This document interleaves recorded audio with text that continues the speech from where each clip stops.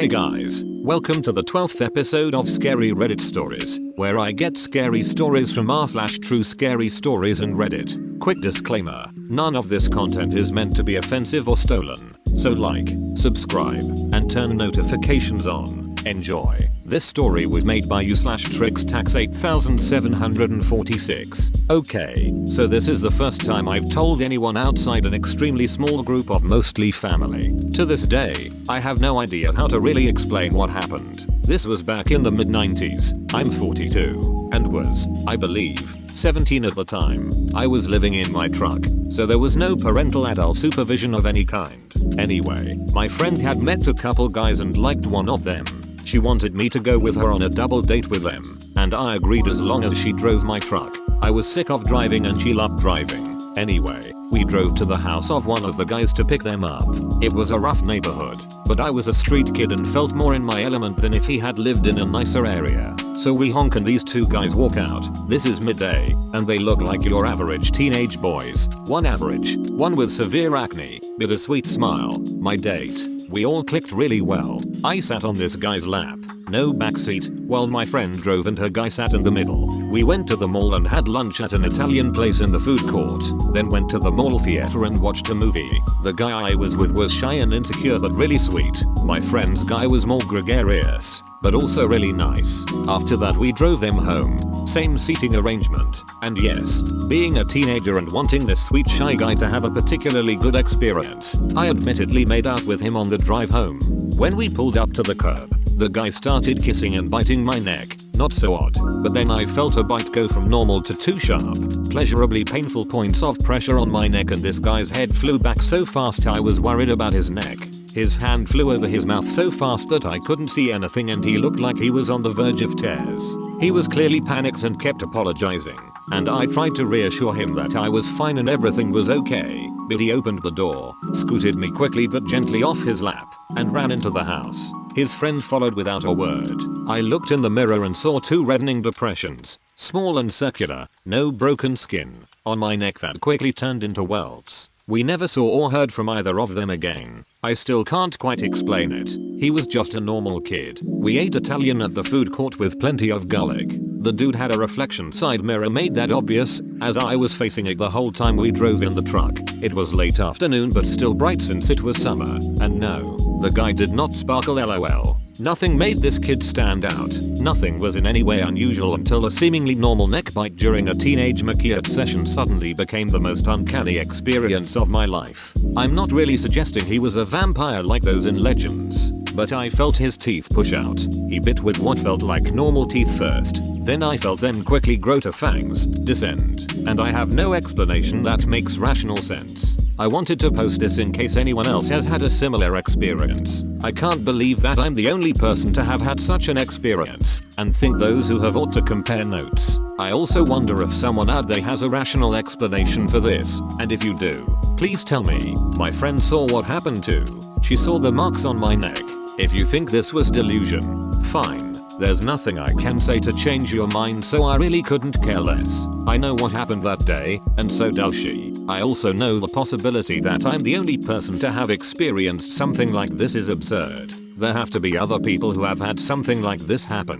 I hope a few stumble upon this. It has been a nagging memory that sometimes keeps me up at night wondering. Thanks for reading this slice of my weird little life. This story was made by u/strandydatk. So this is a story about what my mother experienced in our house when she was little. We live in the same old farmhouse that she grew up in.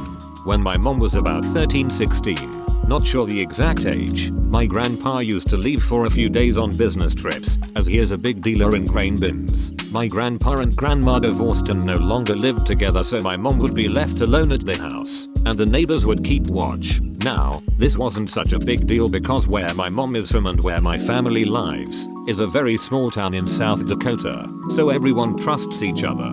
Back to the story. On multiple and separate occasions my grandpa would leave for a day or two, and my mom would be left alone. Most of the time she would invite her friends over to keep company and just to enjoy the freedom of no parents around. After a while though, friends were invited over so she wouldn't have to be alone, and here's why. Late at night, my mom and her friends would be in her room chatting or sleeping, etc., and all of a sudden they'd hear the cellar doors of the basement open from the outside and someone walking down the stairs. The cellar was only accessible by those doors outside and a single door in the kitchen. Once they heard that sound, they would freeze in fear.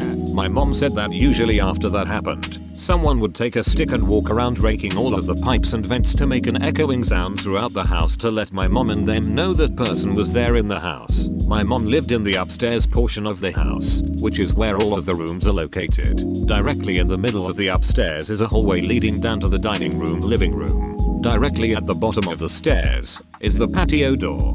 Back when my mom was little, there used to be a really creaky screen door and main door that led into the dining living room. Next to that door on both sides are two large windows that show out into the front lawn and onto the patio. My mom said that the person would then walk to the screen door and open and close it, ever so slowly, over and over. They would also walk around and scrape the windows with the stick, sometimes even walking around the whole house scraping all the windows. And if they weren't scraping the windows, they were pacing back and forth on the patio. This is a pitch dark house and property, about a mile out of town.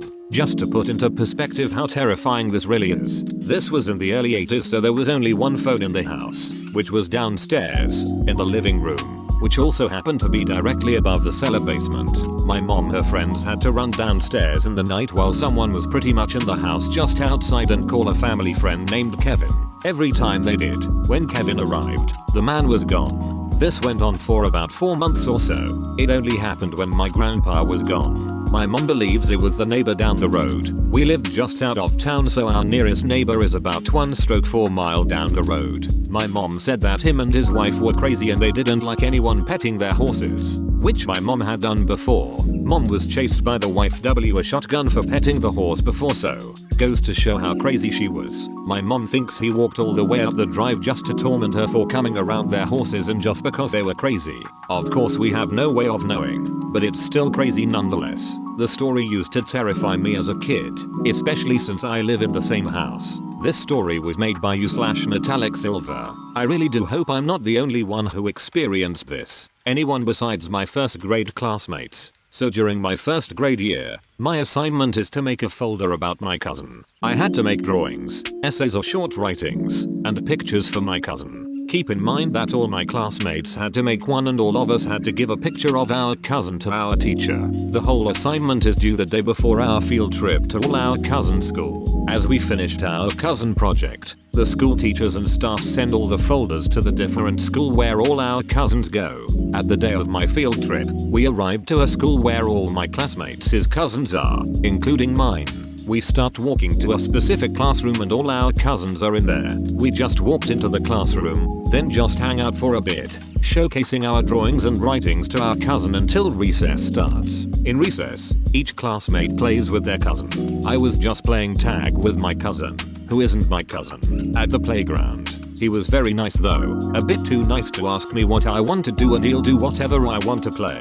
After recess was over, we all went back to the classroom and said goodbye to our cousins. Then we head back to the school bus and went back to our school and started an assignment to write about what we did over there. Note, I know for sure that this wasn't my cousin. When I was little, I thought he was my cousin, but I noticed that he looked a little off but didn't want it to be rude. I realized that the students over there are the same grade as us, but my actual cousin is literally 2 grades below me. I didn't really find that out until I was in middle school. Him and I don't usually hang out as much. But anyways, this means that during this time, my cousin wasn't in school yet. The person who pretended to be my cousin could be a doppelganger of my cousin or just students disguised and pretending to be one. I never noticed this until I looked back at it again 12 years later. I don't know if my old friends or classmates remember this, but what elementary school did I go to as my field trip? How do they accurately spotted them in one classroom? Is this a coincidence or a plan? Did the teachers force those students to pretend to be our cousin just to make us happy? I don't want to know what happens if they disobey. Did this only happen to us or repeatedly every year for upcoming first graders? What happened to them and where are they now? Memorizing all this kinda creeped me out. Please do let me know if you went to a field trip to your fake cousin as well. Thanks guys for watching. Bye.